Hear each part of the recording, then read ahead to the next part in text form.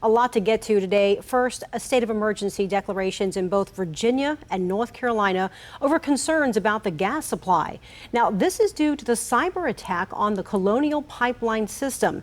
This is the primary fuel source for many Virginia retailers.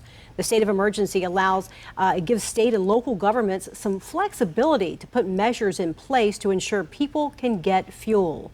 Now, this interruption is leaving some stations without supply, and it's potentially a strain on prices as well as the patience of some drivers.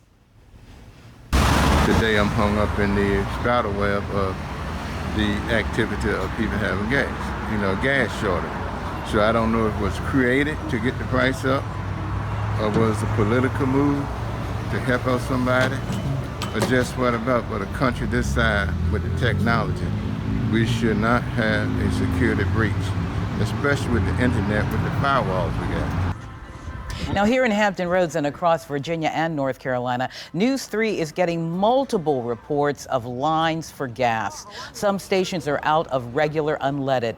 A cyber terror group used ransomware to hack into the pipeline's computer system and prevent the company from using it.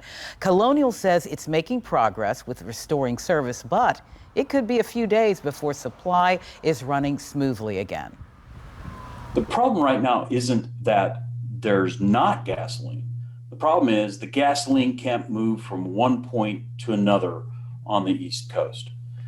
That's a problem that can be solved by making sure the software is secure.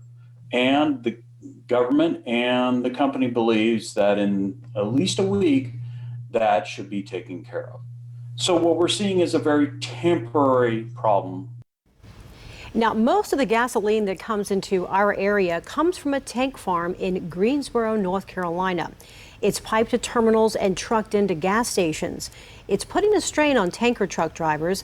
That industry is already dealing with a shortage of drivers, and now the government has temporarily eased some regulations on tankers to help get more fuel into the supply chain.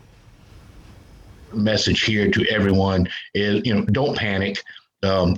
Fuel is there. Might take you a little longer to get it because it's having to move by truck and use other means of getting it there. But, supply is there and it's in the tanks. It's just a means of the transport. So don't panic. We will have fuel. Might have to pay a little more for it in the short term, but we will have fuel. Colonial Pipeline has restored some service, but the main artery of the pipeline is still not operating. Colonial has not said whether it will pay the ransom to the hacker group known as DarkSide.